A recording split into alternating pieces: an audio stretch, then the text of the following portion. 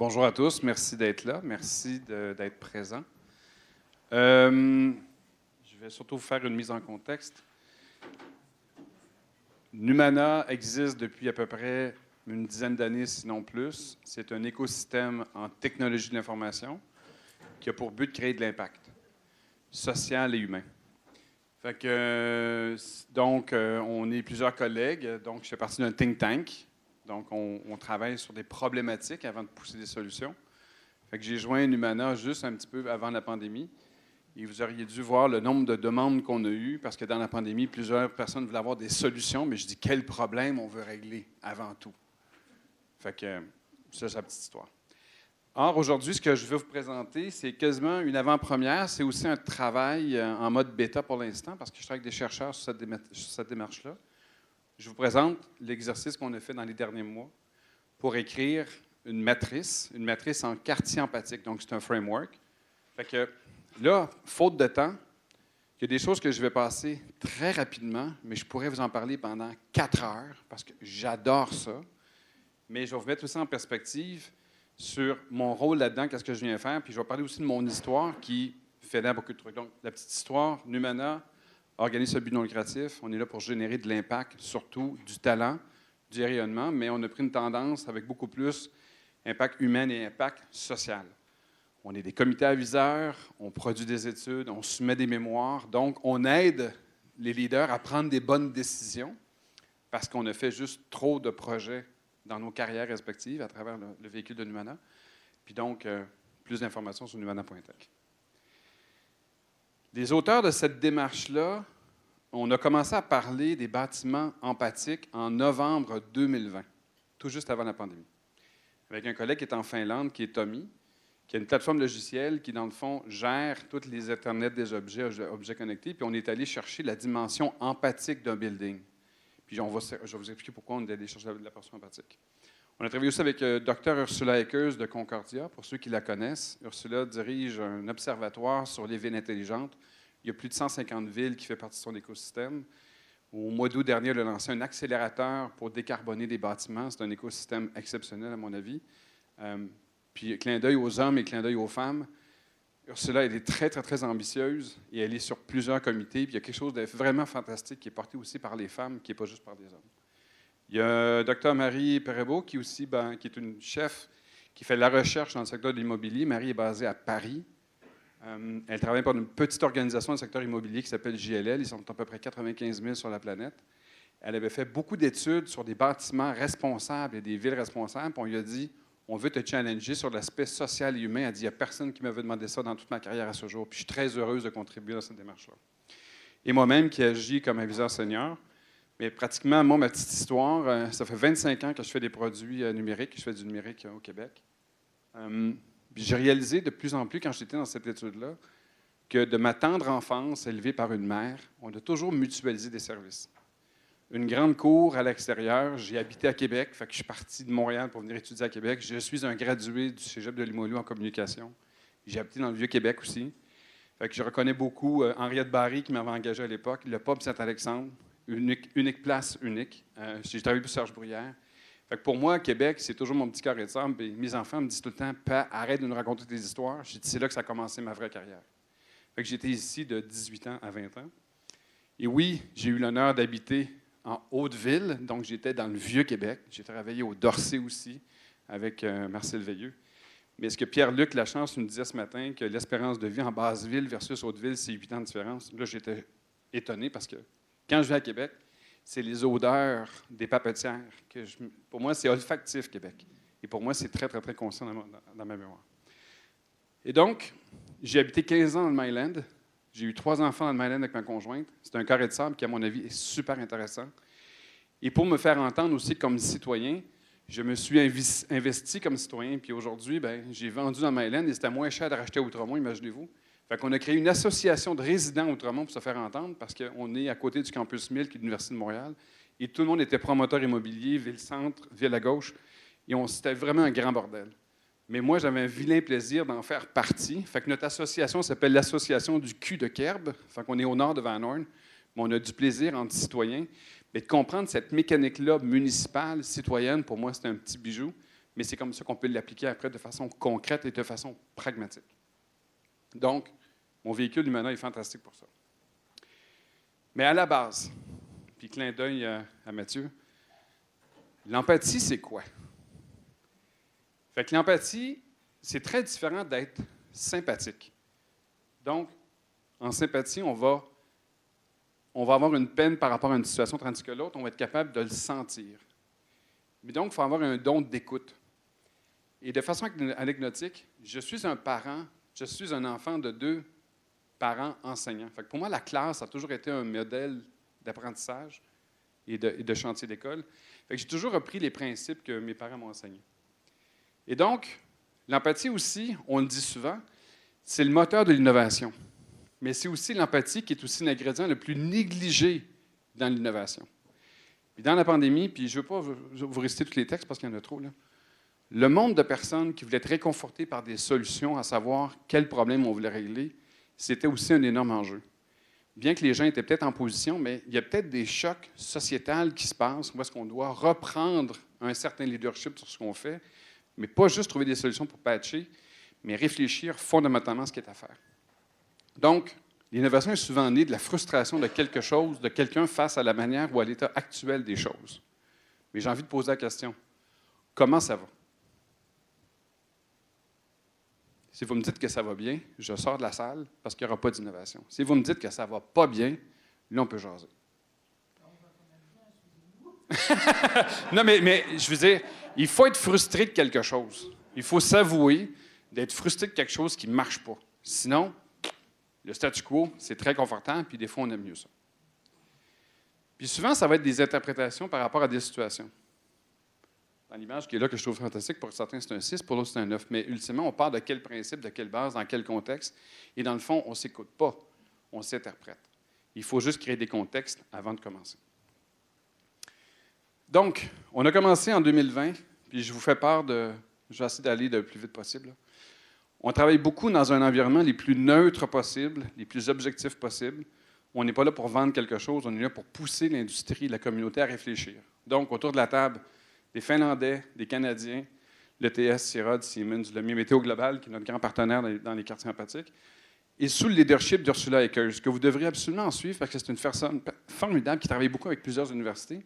Et donc, ce qu'on s'était dit dans une démarche de bâtiment empathique, parce qu'on parle toujours d'un bâtiment qui a un impact sur un territoire, le bâtiment empathique doit être considéré comme un effet de levier structurant vers une approche résiliente intégrée au sein d'un quartier empathique pour développer de la bienveillance entre résidents d'un même quartier. La question, c'est, tant qu'à bâtir, ça va servir à quoi? Déjà, on a des fonctions qu'on adresse, mais dans la pandémie, on a peut-être entendu le mot résilient, autonomie. Ça voulait dire quoi? L'accès à l'alimentation, la gestion de l'eau, la gestion de la nourriture, qu'est-ce qu'on fait? La mobilité. C'était peut-être un petit peu plus précaire, mais quand on est dans ces chocs-là, c'est le temps d'évaluer certains usages plutôt que d'autres, plutôt qu'on fait des choses copier-coller comme on l'a toujours fait en immobilier. Mais, à terme, au-delà de ce qu'un bâtiment peut avoir, vers des quartiers empathiques, la raison d'être, c'est parce qu'un quartier empathique vise aussi à stimuler, supporter et encourager les comportements empathiques entre les citoyens et les parties prenantes vers la prise d'action pour scénariser des projets de transformation de quartier. Pas facile, parce que chacun est dans sa petite zone. Puis Mathieu, si j'oublie un élément, là, fais-moi signe, s'il te plaît. Qui fait que, comment je sors de ma zone ou pas, qu'est-ce que je fais, qu'est-ce que je ne fais pas, mais sans la prise d'action par la suite, ça reste un concept. Projet pilote, scénarisation, écoute, observation. Tout ça, on l'a mis aussi dans des tendances sociétales. Trouver ce qui se passe. Chaque ligne est déjà un dossier en soi, mais ce qu'on entend beaucoup, valeurs sociales, vie consciente, comportement empathique, tolérance net zéro, récupération du local, l'empathie éthique, décarboner, résilience, bienveillance, le multigénérationnel. Tendance macro, tendance micro. Et ce n'est pas juste à Québec. On est sur une tendance planétaire. Il y a certaines densités de population qui sont même en avance par rapport à ça parce qu'ils ont d'autres problèmes à gérer, dont l'énergie. Donc, on est parti de villes intelligentes centrées sur la technologie. Qui est écœuré d'entendre parler du mot ville intelligente, moi le premier, parce que c'est un paquet de techno, puis on se demande à quoi ça va servir un jour. Vers de plus en plus des villes centrées sur les humains, où est-ce que c'est temporaire, c'est aussi démocratique, c'est créatif, c'est qualitatif, c'est pas juste quanti, mais c'est souvent, en techno, malheureusement, ça fait 25 ans que je fais des projets, on pousse des solutions logicielles qui sont des solutions à la recherche de problèmes. Quels problèmes on règle exactement? Et de plus en plus sur de la résilience. C'est très important. Donc, les tendances en design de quartier, bâtiments et de citoyens, encore une fois, c'est toutes des choses qu'on entend. L'environnement urbain, les quartiers net zéro, la mobilité durable active, train, tramway, partage de véhicules, vélo, trottinette électrique, les communautés autosuffisantes et résilientes, l'eau, nourriture, agriculture urbaine, l'inclusion sociale, la gouvernance. Par quoi on commence? Puis au Québec, on est très chanceux, on a aussi des lois que je vous suggère fortement de suivre, qui ont été adoptées récemment. La loi 95, imputabilité interministérielle, juin 2021. Loi 25, conformité, qui est comme GDPR en Europe, qui a commencé au mois de septembre, vous avez 3 ans pour être conforme. Et la loi 6, qui est quoi? La création du ministère de la cybersécurité et du numérique, qui date du 1er janvier 2022. Ça appartient au Québec, ça a été fait. Et c'est même des précédents canadiens. J'ai fait une conférence à Lille au mois de juin dernier sur le thème de l'identité numérique, la mobilité intelligente. J'étais le seul qui parlait d'imputabilité et de la gouvernance. Puis là-bas, je disais, si on fait une approche en cyber-résilience, qui est responsable? Bien, c'est lui. Puis je parlais qu'au Québec, on avait un ministère. Ils ont dit, mais François, pourquoi vous avez un ministère? Vous êtes juste 8,4 millions de personnes. Je dis, même si je ne le voulais pas ou pas, il y a un ministère, puis il y a des enjeux de conformité, puis des enjeux de sécurité, puis de cyber-résilience. Pour certains, c'est très contraignant, mais pour d'autres, ça va propulser la transformation numérique de notre société. Donc, quand on évalue un service municipal, par quelle couche on commence? Et c'est multi-secteur, multi-service, et ça va jusqu'à l'infrastructure de base, la connectivité. Même pour certains, on peut-tu faire de l'argent parce qu'on crée des marketplaces? Les policies, toute la politique, la gouvernance, qui est super important. Puis après, comment est-ce qu'on joue l'ensemble des services? J'adore cette slide parce qu'on est capable de trouver sa petite zone dans laquelle on peut intervenir comme intervenant, mais notre job, c'est de casser les silos et de travailler ensemble. Ce qui est déjà pas facile. Et si je continue, une ville repose sur 3 piliers. Sa résilience, sa disponibilité et sa sécurité. Une ville, ce n'est pas comme une boutique. C'est ouvert 24/7, 365 jours par année. On n'ouvre pas une boutique le matin et on ne la ferme pas à 17 heures. C'est tout le temps live. Donc, comment opérationnaliser des services et pour qui et pourquoi? Tendance très lourde avec mon collègue Pascal Beauchesne. On est rendu qu'on essaie de faire ce qu'on appelle des care maps. Un care map, c'est un réseau d'individus dans un quartier qui peut prendre soin de son voisin par la bienveillance. Ça se scénarise. Si je n'ai pas accès à des services de secours, sécurité publique ou bon voisinage, qui va prendre soin de mes affaires si je tombe? Personnes âgées, juniors, seniors, multigénérationnels. Là, c'est rendu qu'on désigne des care maps pour prendre soin de son bon voisinage. Vos voisins devraient en savoir plus sur vous que les services d'ambulance ou d'incendie ou de police. Fait qu'il y a une réflexion à être ensemble dans du voisinage. Bon, la question qui tue, François, c'est quoi ça, un quartier empathique? Et ça veut dire quoi avec l'ensemble des parties prenantes? Ça regroupe surtout 3 groupes interdépendants. Pour la ville et les opérations, un quartier empathique, c'est un écosystème dynamique et évolutif permettant des opérations net zéro, zéro carbone, inclusives, viables, sécurisées et soucieuses de la communauté. Ça, c'est pour la ville et les opérations. Pour le citoyen et les élus, c'est un quartier qui est inclusif, abordable, viable, sain, écologique. Et pour les promoteurs immobiliers, c'est un écosystème dynamique et qui peut aussi évoluer dans le temps. Mais comment on fait cohabiter tout ce monde-là en même temps sur ce même territoire-là? Tout part d'un terrain sur un jeu, sur une dynamique avec des infrastructures locales à développer ou pas. Mais ce que je veux surtout vous amener sur une notion, on est sur des return on society. On parle de return on investment pour le secteur commercial, mais au niveau de l'État public, qu'est-ce qu'on est capable pour être dans de la pérennité? Quand je fais de l'accompagnement avec des promoteurs immobiliers, je leur dis tout le temps, ton projet est là pour combien de temps? Là, ils me disent, bon, malaise, Bédard me pose une question, je n'ai pas de réponse. Là, je fais 50 ans. Ils disent, oui, c'est là pendant 50 ans. Je dis, bonne nouvelle. Je vais avoir 104 ans. Ma fille Lily va avoir 75. Ma fille Romy va avoir 72. Mon fils 67. À qui s'adresse ton projet? C'est quoi tes personas? Qu'est-ce qu'on fait? Puis quel genre de comportement on veut faire adopter? Ah, personne ne nous avait posé cette question-là. À ce jour. Puis là, c'est un vrai débat public-privé. Donc, les axes stratégiques qu'on s'est donnés dans le quartier empathique, je veux que vous reteniez surtout des mots-clés, mais je vais vous dire la phrase au complet. Et parce qu'on est en mode bêta et qu'on veut le tester, il y a peut-être des affaires qui sont trop lourdes à digérer pour l'instant et c'est compréhensible. Et je vais la lire.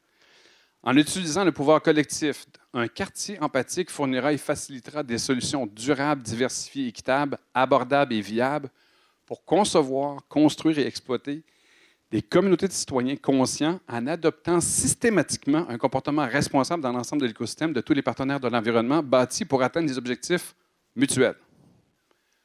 Quels sont les objectifs? Ils sont à définir. Donc, les 3 grandes priorités, c'est rénover puis optimiser, transformer le quartier et offrir des opportunités et faciliter et d'accélérer des solutions. De façon simple, voici des triangles interdépendants. Et la cible, c'est qu'est-ce qu'on fait au centre pour le rétrofit des anciens bâtiments ou des nouveaux bâtiments, transformer la vie dans un quartier et faciliter et de fournir des opportunités pour accélérer et tester des solutions. Donc, on est investisseur, on est humain, citoyen et opération, puis ville. Fait que le framework s'organise autour de ces piliers-là. L'objectif d'un quartier empathique, ce qui nous amène à créer, ce qu'on a créé une matrice, puis je vais vous expliquer, vous allez voir, c'est assez compliqué. L'objectif, c'est de construire un monde humain inclusif et résilient. Les villes ont aussi un rôle majeur à jouer pour permettre à leurs citoyens de s'épanouir dans et dans leur quartier à titre de gouvernement de proximité. C'est très important. Les aspirations et les solutions, fait que certains vont simplement être sur « OK, on stimule pour créer des micro-entreprises, fine. Des maisons abordables, pas de problème. Santé durable, un grid ouvert, cyber-résilience. » Tout ça peut être un projet en soi.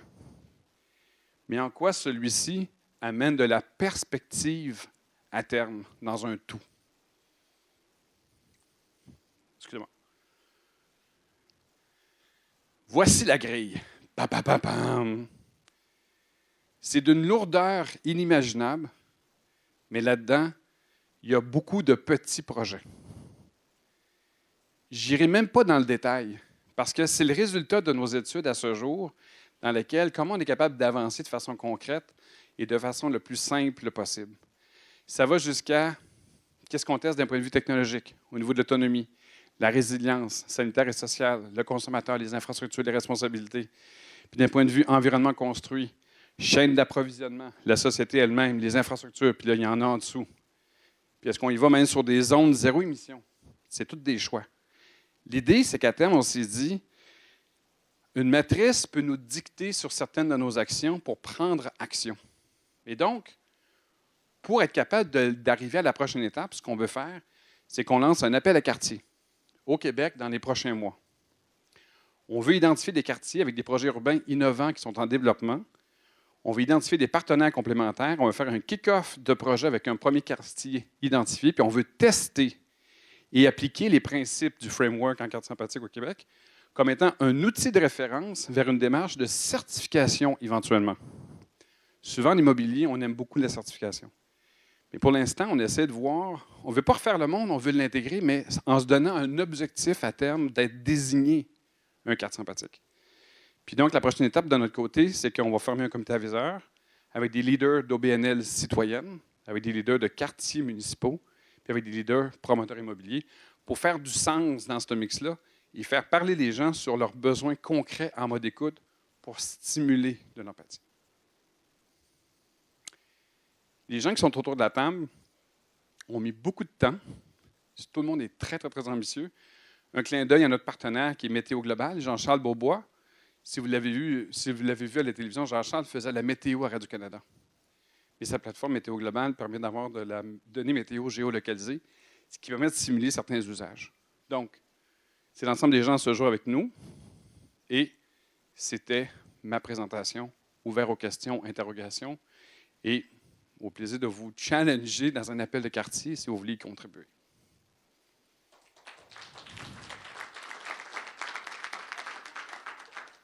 J'ai-tu respecté mon délai? Un bon élève. Donc, on va y aller avec les questions dans la salle pour commencer, puis ensuite, je compléterai au besoin. Vous pouvez juste dire votre nom et l'organisation. Donc, monsieur ici. Mir Mostafavi de l'Université Laval. C'est vraiment intéressant, mais beaucoup de complexité évidemment dans la présentation. Mais un commentaire par rapport à d'être frustré pour innover. Oui. Je suis un peu partagé comme l'idée parce que sur cette idée-là, parce que des téléphones intelligents, il y a quelques années, on n'y pensait pas. Et c'est la plus grande innovation peut-être de nos jours. Alors, on n'était pas frustré. Peut-être on avait des besoins, des petits besoins, mais on n'imaginait pas qu'il y aurait une innovation à ce niveau-là. Ça, c'est une chose. Et deuxième chose, quartier empathique. Qu'est-ce que vous appelez comme quartier? Parce que par rapport à là où j'habite, ce n'est pas les limites administratives qui définissent nécessairement le zone de mes activités locales. Donc, comment vous le voyez, ça? Un quartier, bon, au niveau du téléphone, je dis souvent, on peut avoir de grandes idées, mais s'ils ne sont pas appliqués, on jase. T'sais. Mais il reste que souvent, les plus grandes technologies qui ont créé de l'impact viennent d'une certaine frustration. Ce qui fait que le téléphone intelligent, quand on nous l'a servi pour la première fois, on nous a dit « tu peux appeler quelqu'un ». C'est correct, on appelait déjà des gens avec d'autres téléphones, mais finalement, on s'est rendu compte que c'était une économie au niveau des applications et les données qui étaient dedans. Par rapport au quartier, on veut juste désigner une zone dans laquelle on peut appliquer ces principes-là puis de savoir comment l'engagement va se faire à partir des besoins, en étant vraiment en mode écoute. Parce que l'empathie, c'est quand même la base du design thinking.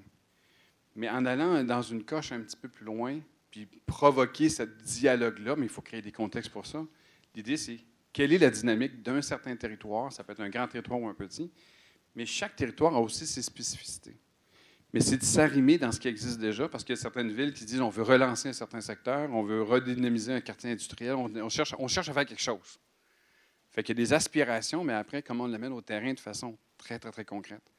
Puis, même si la matrice semble lourde, il y en a pour tout le monde. Le défi, c'est quelle est la responsabilité de chacun dans cet écosystème-là. Puis notre travail, c'est de collaborer, mais c'est aussi de challenger. C'est un job terrain avec de la perspective. François, est-ce qu'on pourrait transposer ça, par exemple, à d'autres organisations ou d'autres, est-ce qu'on pourrait avoir des entreprises empathiques, des écoles empathiques ou sous ce modèle-là? Oui. Puis, j'ai envie de dire un dossier sur lequel j'ai été. Il y a une grande tour qui aspirait à propulser de l'expérience employée pour faire de la rétention et de l'acquisition.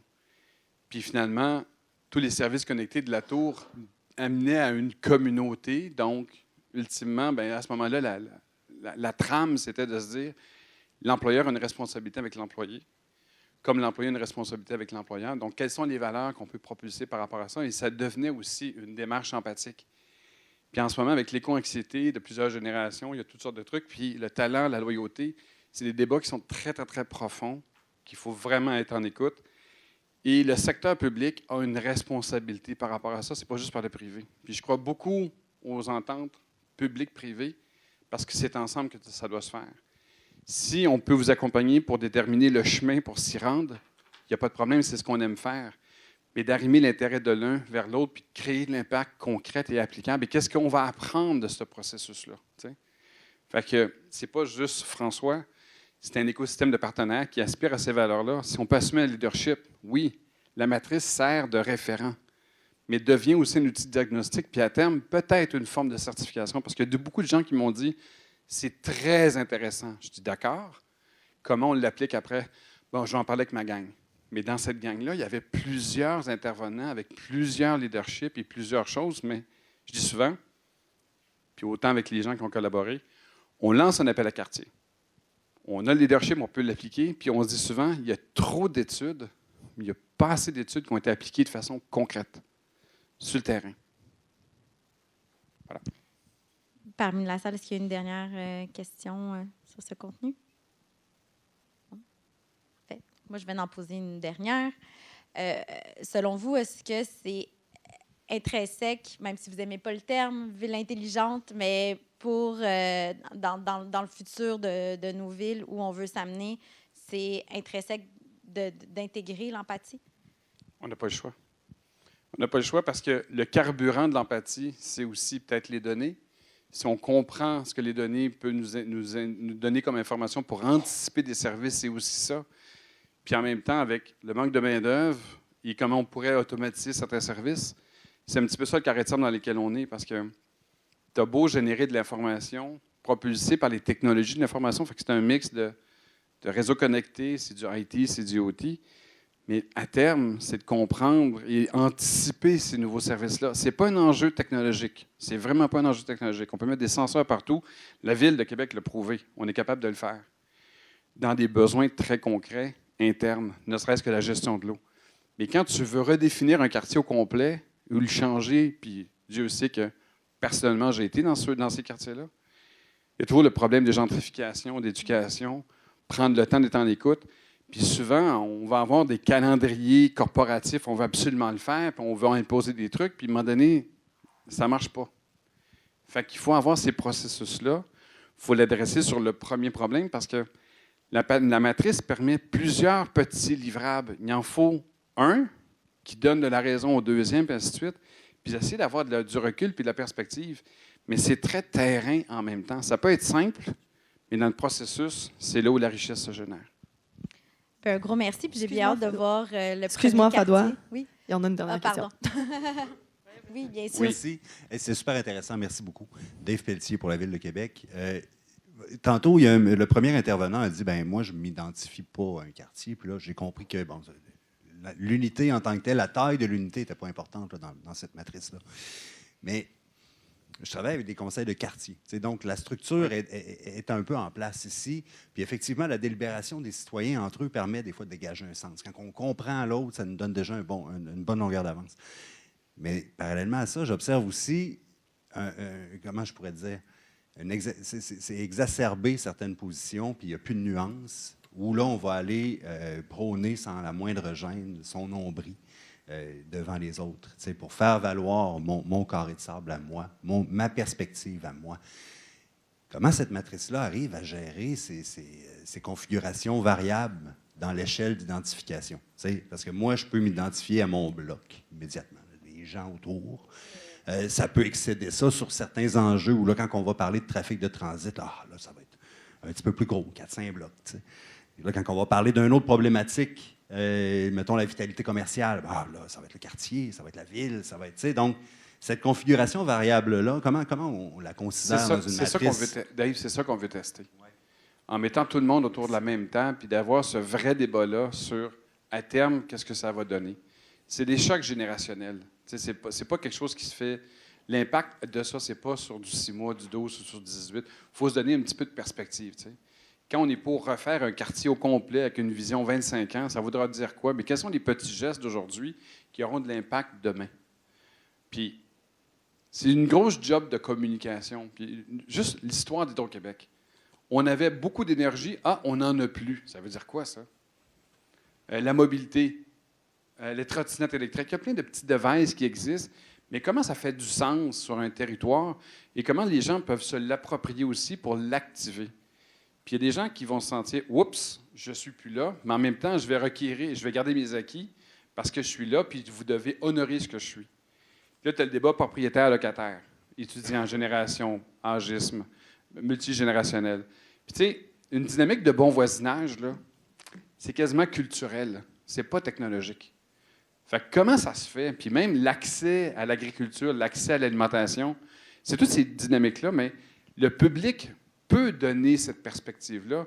Le privé va pouvoir peut-être le faire d'un point de vue philanthropique, mais ultimement, bien, il y a un intérêt. Mais quelles sont les instances publiques pour pousser cette note-là en ayant de l'impact sur une perspective au moins 25 ans? Puis dans la matrice, il y a des petites sections qui sont vraiment appropriées à ça. Fait que l'idée, c'est qu'est-ce qu'on veut prioriser, qui peut servir d'outil de diagnostic, qui à terme permettra une désignation de carte sympathique. C'est ça qu'on veut tester. D'où l'appel de quartier, premier arrivé, premier servi, puis d'essayer de l'adresser une étape à la fois, parce qu'il y en a pour tout le monde, mais c'est différents intérêts autour de la table. Voilà. Merci. Donc, c'est